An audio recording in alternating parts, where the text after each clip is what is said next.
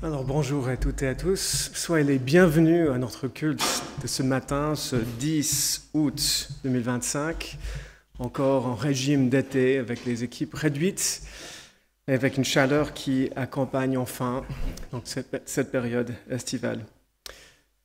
J'aime bien dire quand je préside qu'il y a bien des choses qui rassemblent des personnes dans la vie, que ce soit la politique, que ce soit la passion, le foot, le sport, donc les activités, les hobbies.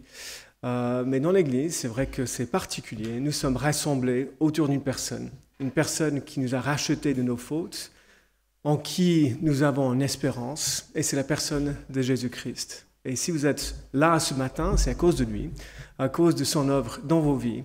Et nous sommes reconnaissants pour cette œuvre, et c'est ce que nous voulons célébrer ce matin, l'œuvre de Jésus-Christ dans nos vies, à la gloire du Père, avec un cœur reconnaissant. Donc je vous invite, avant de donner la parole à Claude, qui va nous conduire dans un moment de louange par les chants, je vous invite à vous lever et on va invoquer le nom de notre Dieu pour demander sa bénédiction sur ces moments ensemble. Père Céleste, nous te bénissons.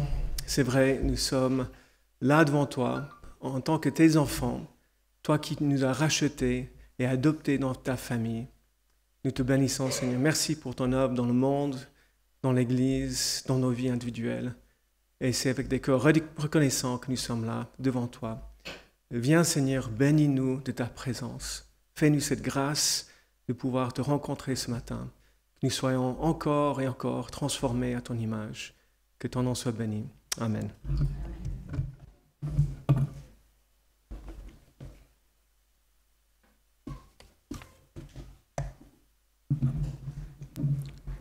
Bonjour à tous. Merci Dan de préciser que nous sommes régime d'été. Ça me donne beaucoup de soulagement.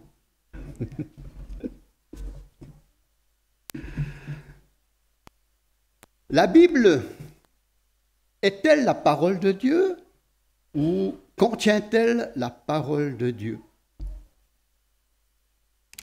À propos, ça c'est une Bible que je m'étais procurée lorsque j'étais en Suisse allemande. Je me suis dit, les évangiles, on connaît plus ou moins, donc il n'y a plus qu'à lire la version allemande. C'est une ancienne Bible Luther qui est encore en écriture allemande gothique. Mais, quand même, au bout d'un moment, quelqu'un m'a dit, écoute Dominique, les mots que tu emploies parfois sont quand même désuets.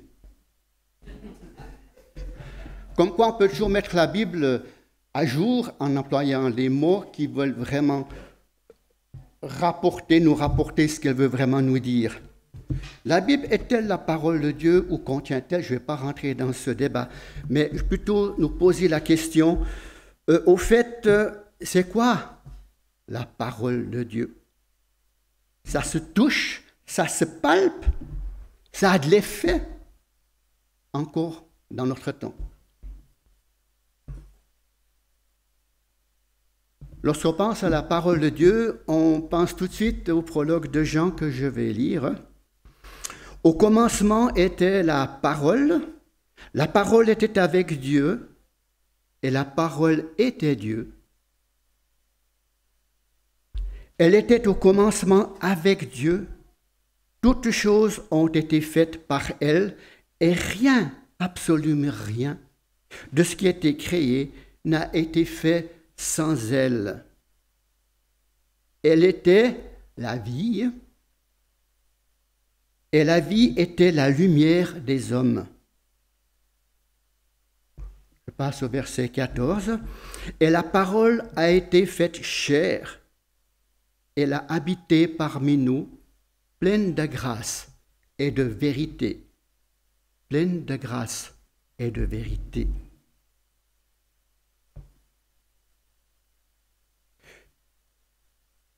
Comment cette parole a été reçue? La parole faite chair, c'est aussi Jésus qui commence à Nazareth. Jésus, le fils du charpentier. Nazareth, sa patrie, l'endroit où Jésus a grandi, lui, le fils du charpentier. Dans Luc 4, au verset 16, à partir du verset 16, on lit « Jésus se rendit à Nazareth où il avait été élevé, et selon sa coutume, il entra dans la synagogue le jour du sabbat. Il se leva pour faire la lecture. Et on lui remit le livre du prophète Ésaïe. L'ayant déroulé, il trouva l'endroit où il était écrit. On peut s'imaginer ces rouleaux qui se déroulent, le temps de chercher et de trouver. Il trouva l'endroit où il était écrit « L'Esprit du Seigneur est sur moi, parce qu'il m'a oint pour annoncer une bonne nouvelle aux pauvres. Il m'a envoyé pour guérir ceux qui ont le cœur brisé, pour proclamer aux captifs la délivrance et aux aveugles le recouvrement de la vue, pour renvoyer libre les opprimés, pour publier une année de grâce du Seigneur. » À noter que dans cette lecture d'Ésaïe, Jésus s'arrête net, comme s'il y avait une coupure avec ce qui suit dans Ésaïe. Et pourquoi? Parce que on est dans la période de la grâce. Ensuite, il roula le livre, le remit aux serviteurs et s'assit. Tous ceux qui se trouvaient dans la synagogue avaient les regards fixés sur lui. Que va-t-il bien dire? Alors il commença à leur dire, « Aujourd'hui, cette parole de l'Écriture que vous venez d'entendre est accomplie. » Et tous lui rendaient témoignage. Ils étaient étonnés des paroles de grâce, encore la grâce, qui sortaient de sa bouche. Elle a habité près de nous, la parole habitait envers nous, pleine de grâce. Et il disait, « N'est-ce pas là le fils de Joseph ?» La parole faite chair, Jésus à Nazareth, le charpentier. Un passage parallèle dans Matthieu 13 à partir du verset 54. « S'étant rendu dans sa patrie, il enseignait dans la synagogue, de sorte que ceux qui l'entendirent étaient étonnés et disaient, « Mais d'où viennent cette sagesse? D'où viennent ces miracles? N'est-ce pas là le fils du charpentier? N'est-ce pas Marie qui est sa mère, Jacques, Joseph, Simon et Jude ne sont-ils pas ses frères? Et ses sœurs ne sont-elles pas toutes parmi nous? Mais d'où lui vient donc toutes ces choses? » Et il était pour eux une occasion de chute. Pour prendre la version Semeur, pour comprendre ce que veut dire occasion de chute, cette parole du Semeur dit un obstacle à la foi. Mais Jésus leur dit, un prophète n'est méprisé que dans sa patrie, dans sa maison. Et il ne fit pas beaucoup de miracles dans ce lieu à cause de leur incrédulité. Jésus, le fils du charpentier. La parole faite chair, Jésus, cette fois en Galilée. Jésus donc quitta Nazareth pour descendre à Capernaum, ville de Galilée, où il se mit à enseigner et fit beaucoup de miracles. Tiens. Et il prêchait dans les synagogues de la Galilée. Que prêchait-il? Un petit détour par Matthieu 13. Ce même jour, par exemple, Jésus sortit de la maison. Il s'assit au bord de la mer. Une grande foule s'étant assemblée auprès de lui. S'imagine cette foule serrée. Qu'est-ce qu'il fait? Il monta dans une barque et il s'assit. Toute la foule se tenait sur le rivage. Il leur parlait en paraboles sur beaucoup de choses. La Bible nous rapporte quelques paraboles. Certaines sont expliquées, mais je pense qu'en réalité, il en a dit beaucoup plus. Mais nous avons l'essentiel. Il dit, un semeur sortit pour semer. Comme il semait, une partie de la semence tomba le long du chemin. les oiseaux vinrent et la mangèrent. Une autre partie tomba dans les endroits pierreux, où elle n'avait pas beaucoup de racines. Elle leva aussitôt, parce qu'elle ne trouve pas un sol profond. Et quand le soleil parut, elle fut brûlée et sécha, faute de racines. Et nous connaissons les explications, je pense tous, de cette parabole. Une autre partie tomba parmi les épines, les soucis de la vie ou l'attrait de ce monde. Les épines montèrent et l'étouffèrent. Une autre tomba dans la bonne terre, elle donna du fruit, un grain 100, un autre 60, un autre 30. Et là, que celui qui a des oreilles pour entendre, entende. Qu'est-ce que ça veut bien dire? Que celui qui a des oreilles pour entendre, entende. Lorsqu'on veut être sûr d'être bien compris, au-delà du langage qu'on emploie et des mots qu'on utilise, on dit souvent à quelqu'un, ouais, tu vois ce que j'entends, tu saisis ce que je veux dire. Est-ce que tu entres dans ma pensée? Écouter et entendre, quel exercice difficile, que de peine nous avons à entendre. Prisonniers de nous-mêmes, de nos concepts et manières de penser, qu'il est difficile d'avoir les yeux pour voir, des oreilles pour entendre, au-delà de l'endroit où nous sommes enfermés. On pense par exemple à ces débats politiques, surtout chez nos voisins, excusez-moi de le dire, où les intervenants sont carrément chahutés par leurs opposants. On se bouche les oreilles, on ne veut pas entendre et essayer de comprendre. On reste dans son carcan. Ces quêtes dans les réseaux sociaux, où les algorithmes nous aideront à nous réconforter et peut-être aussi à nous enfermer dans nos propres concepts et dans nos propres pensées. Ceci, au lieu d'être en quête de la vérité qui rend libre. Et qu'en est-il par rapport à la parole de Dieu? Ces versets bibliques, parfois cités à la hâte, tirés parfois de leur contexte, présentés en solution prête à porter à des personnes,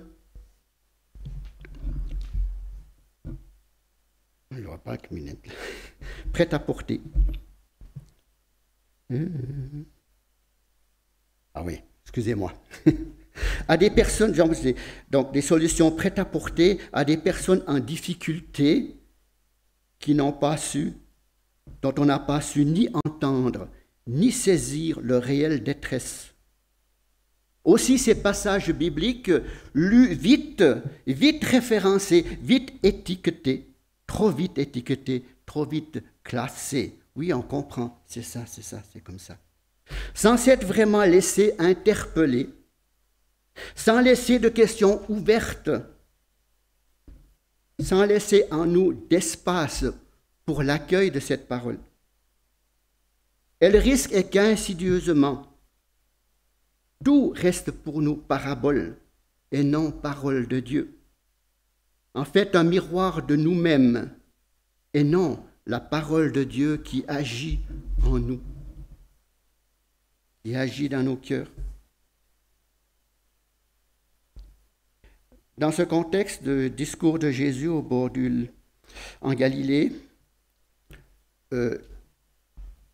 dans Matthieu 13, à partir du verset 14 et 15, Jésus cite Ésaïe et dit « Vous entendrez de vos oreilles et vous ne comprendrez pas.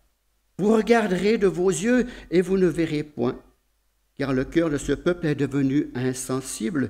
Ils ont endurci leurs oreilles, ils ont fermé leurs yeux, de peur qu'ils ne voient de leurs yeux, écoutez bien, de peur qu'ils ne voient de leurs yeux, qu'ils n'entendent de leurs oreilles, qu'ils ne comprennent de leur cœur, qu'ils ne se convertissent et que je ne les guérisse. » Car oui, effectivement, on peut ne pas vouloir comprendre de cœur.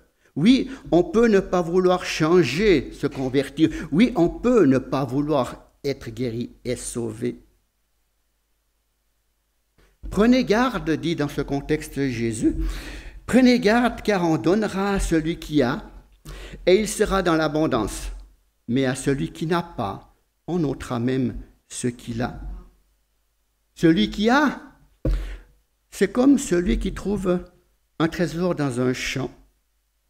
Il réalise que c'est un trésor et donne ce qu'il a pour acheter le champ, ce champ qui ne paye pas de mine, mais qui est une mine d'or. Celui qui n'a pas, c'est celui qui se prenne dans un champ, tout d'un coup, hop, il s'encouble à un trésor. Tiens, on dirait un trésor.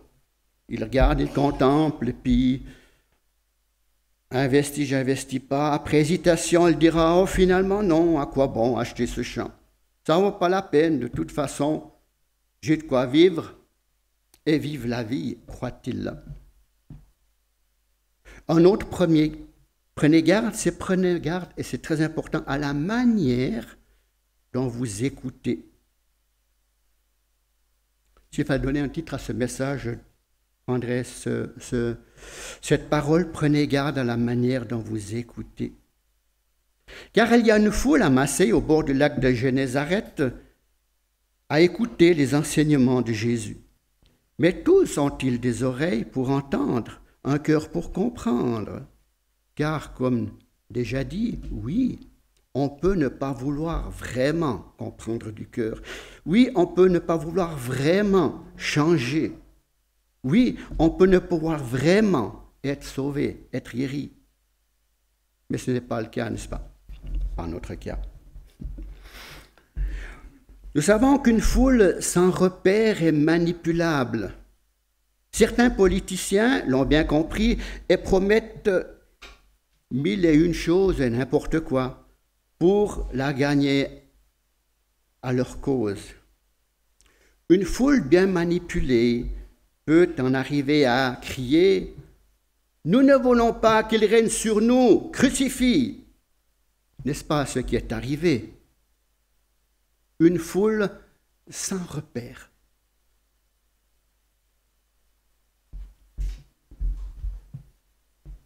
Hébreux, chapitre 2, premier verset, c'est pourquoi nous devons d'autant plus nous attacher aux choses que nous avons entendues, de peur que nous soyons emportés loin d'elles, comme un glissement. Sans s'en rendre compte, on est emporté.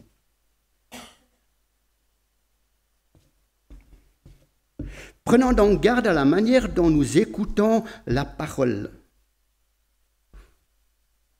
La parole en hébreu, c'est davar, qui signifie aussi événement.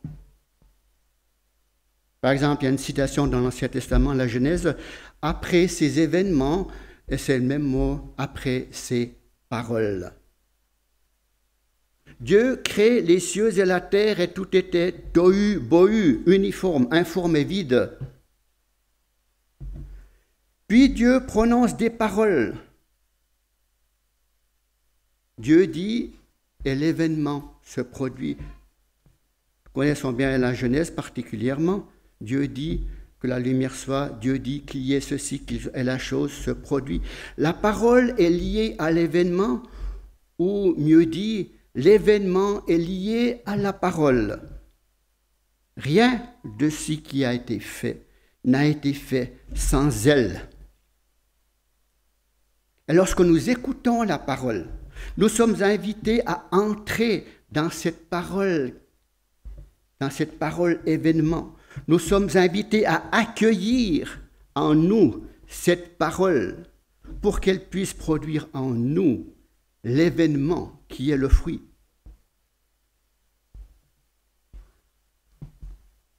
Lorsque les évangiles nous rapportent les paroles prononcées par Jésus à la foule depuis la barque, ils commencent tous par cette parabole du semeur que nous connaissons. C'est la parole de Dieu qui est semé et prononcé. Il est intéressant parce que lorsque Jésus parle du semeur, un semeur, c'est exactement ce qui se passe au même moment. Le semeur, c'est lui, il prononce la parole. Cette parole qui veut faire son cheminement en nous, malgré les obstacles.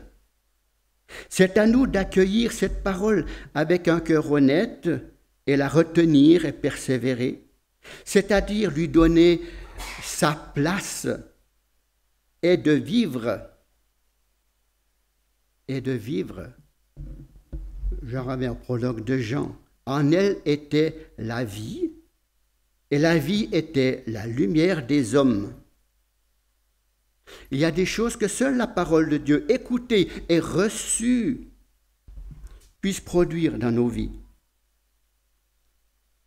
C'est à nous d'entrer dans cette parole événement, de l'accueillir et de la laisser faire son œuvre en nous. Aussi la laisser nous convaincre d'ôter nos pierres et les épines.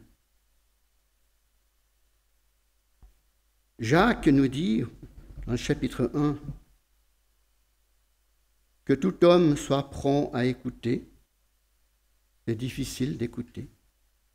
Au verset 21, recevez avec douceur la parole qui a été plantée en vous et qui peut sauver vos âmes. Recevez, elle est en nous, mais on doit encore la recevoir. La recevoir, cette parole, ce davar, parole événement.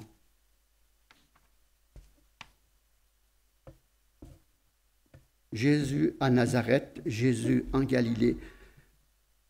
Simon-Pierre et la parole, dans le même contexte. Luc 5. Comme Jésus se trouvait auprès du lac de Génézareth et que la foule se pressait autour de lui pour entendre la parole de Dieu, il vit au bord du lac 2 barques d'où les pêcheurs étaient descendus pour laver leurs filets. Il monta dans l'une de ces barques qui était à Simon et le pria de s'éloigner un peu de terre, puis il s'assit et de la barque il enseignait la foule. Il se passe quelque chose qui n'est pas dit, mais lorsque vous êtes au bord du lac ou sur un bateau et que le lac est calme, vous pensez être seul et tout d'un coup vous entendez des voix presque distinctement, puis vous dites, mais d'où vient cette voix? J'entends. Puis on voit 300 mètres un bateau, on entend les gens causer. La voix porte très fort sur l'eau. C'est pour ça que Jésus s'éloigne et tout le monde l'entend et l'entend très bien. Simon, on parle de Simon, ou Pierre, ou Simon-Pierre, pêcheur de métier, de père en fils. Il n'est probablement pas dans son meilleur état d'âme, dans sa meilleure forme. Il a travaillé toute la nuit sans attraper aucun poisson. Pour lui, les temps semblent difficiles. N'ayant rien attrapé, il est probable que la pêche n'est pas bonne tous ces derniers temps. Il n'est pas maître de ce qui se passe dans le lac, pourtant ce lac réputé poissonneux. Peut-être met-il en cause, en question, sa profession même, son gagne-pain. Comme ça peut nous arriver, c'est une situation où on perd tous nos repères. Donc Jésus monta dans l'une de ces barques qui était à Simon et le pria de s'éloigner un peu de terre, puis il s'assit de la barque et il enseignait les foules. Voilà notre Simon, probablement fatigué et dépité, embarqué, c'est le cas de dire, avec Jésus. Peut-être dirait-il, ouais, après tout, ça changera mes idées de l'écouter. Coincé dans cette barque, tout près de Jésus, aux premières loges. Beaucoup payent très cher pour être aux premières loges et entendre des sages venus d'Orient. Luc ne précise pas ici quels sont les enseignements de Jésus. Il le fera au chapitre 8. Au chapitre 5, Luc se concentre uniquement sur l'effet de la parole reçue sur un homme en quête de repères, comme nous pouvons l'être aujourd'hui. Jésus connaît toutes choses. On pense à Nathanaël. Nathanaël aussi un peu dépité, un peut-il sortir de bon, quelque chose de bon de là-bas. Et lorsque Jésus voit Nathanaël, il lui dit, « Lorsque tu étais sous le figuier, je t'ai vu. » Le Seigneur voit-il où tu es, où tu en es? Très probablement. Aussi, il connaît les dispositions de cœur de l'homme. Il sait de quelle manière Simon a écouté sa parole.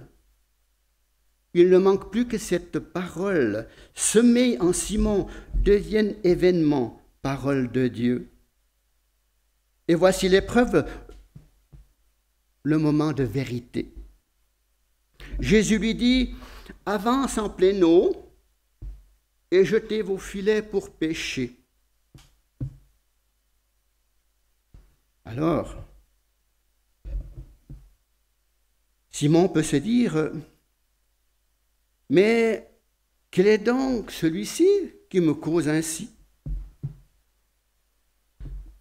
Souvenons-nous de Jésus à Nazareth, le fils du charpentier. Comment Simon va-t-il réagir à l'ordre de Jésus? Cela dépend de la manière dont il a écouté les paroles de Jésus. Si sa parole n'avait pas trouvé place en lui, comme la semence qui est tombée sur le chemin et qui est sitôt ôtée, le fougueux Simon aurait probablement dit, « Écoute Jésus, ton enseignement c'est très intéressant, mais alors, toi, le fils du charpentier, tu ne vas tout de même pas m'apprendre mon métier. Moi, pêcheur de père en fils, quand j'étais bébé, on me berçait dans un filet. À 5 ans, j'ai reçu ma première canne à pêche. À 10 ans, j'accompagnais à la pêche mon père durant la nuit. Je te le dis, il n'y a aucun poisson et encore moins durant la journée. Écoute, Jésus, chacun son truc. Tu vas tout de même pas t'immiscer dans mes affaires, non mais tes discours sont très intéressants et profonds. Mais ça, c'est pour le dimanche matin. Ici, on parle du boulot, c'est du sérieux. Pourrait être comme ça. Ça me paraît logique aussi. Si Jésus n'est que le fils du charpentier, comme à Nazareth. La foi vient de ce qu'on entend, et ce qu'on entend vient de la parole de Christ. Pour Simon, la question est, qui est donc celui qui me parle?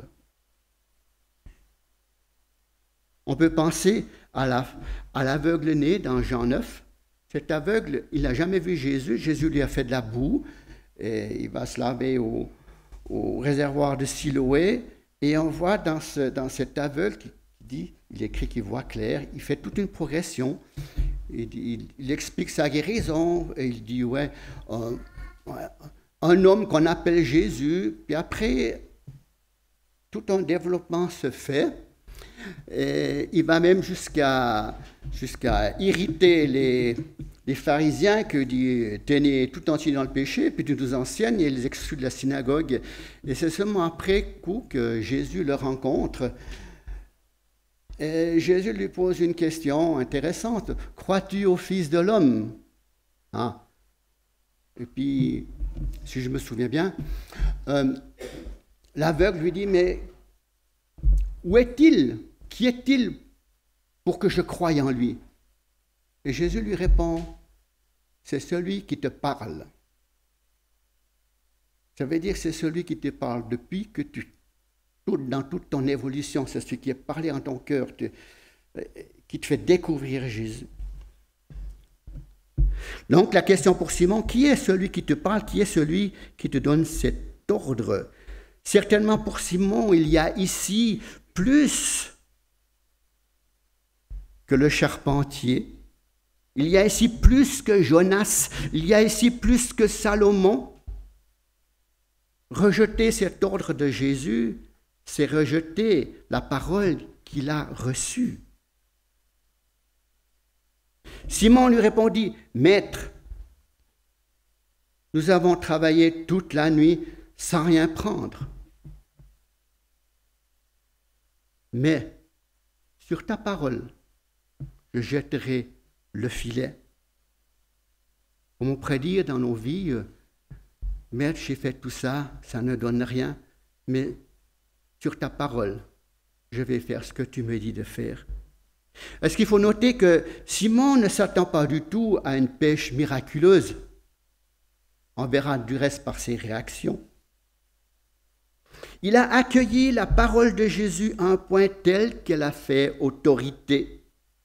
La parole de Jésus devient pour Simon parole de Dieu, cette parole qui crée l'événement, le davar. L'ayant jeté, donc le filet, ils prirent une grande quantité de poissons et leur filet se rompait. Quand il vit cela, Simon-Pierre tomba aux genoux de Jésus et dit, « Seigneur, retire-toi de moi, parce que je suis un homme pécheur, car l'épouvante l'avait saisi. » Rappelons que Simon était probablement dépité par les circonstances de la vie. Il était embarqué avec Jésus, il l'a écouté, et par ce miracle, il rencontre celui qui pourvoit Adonai Jireh. Tous ces concepts, tout ce qui le retenait captif vole en éclats. Ah, c'est Jésus qui l'écoutait tout près de lui, aux premières loges dans la barque. Voici qu'il lui dit, « Retire-toi de moi, car je suis un homme pécheur. » Une authentique rencontre avec le Christ, le Saint de l'Éternel, mais en même temps aussi le Sauveur. Alors Jésus dit à Simon, « Ne crains point, désormais tu seras pêcheur d'hommes. Ne crains point, moi je suis celui qui sauve, l'alpha, l'oméga. Je suis celui qui sauve tant qu'on peut dire aujourd'hui. Tant qu'on dit aujourd'hui, c'est un jour de grâce, un jour qui sauve. Nous savons que un autre Jésus, c'est le même, pourtant décrit dans l'Apocalypse, lorsqu'il reviendra. L'image qu'on a de lui est toute différente. De sa bouche sort plus la grâce, mais une épée.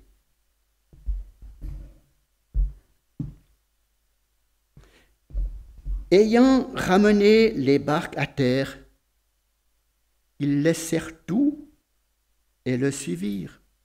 Il ne s'agit pas d'ici d'un évangile de la prospérité.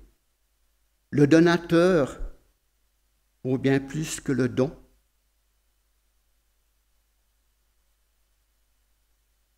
En conclusion, je dirais, avec Jacques,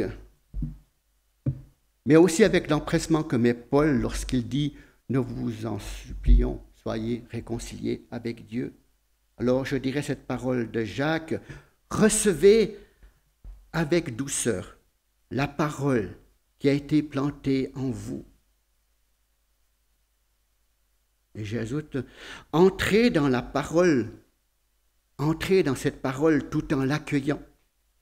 Faites-lui de la place, laissez-la produire du fruit en vous. Et que la grâce, sa grâce, son esprit, soit avec nous tous. Amen. Merci. À la fin de ce culte, ces moments, et c'est le moment des annonces pour la semaine. Donc c'est une semaine qui est assez tranquille. J'ai déjà répété à plusieurs fois que c'est le régime des vacances. Si on peut avoir les annonces affichées sur l'écran. Donc il y a quelques réunions de prière durant la semaine. et ensuite notre culte le dimanche 17. Le prochain événement qui est extraordinaire, ça sera le 31, qui est le culte du baptême. Et donc, il y aura des témoignages durant le service, puis ensuite un service de baptême au Trive qui suivra le culte. Mais ça sera en fin de mois d'août. Nous arrivons à terme de ce culte. Je vous invite à vous lever pour la bénédiction finale.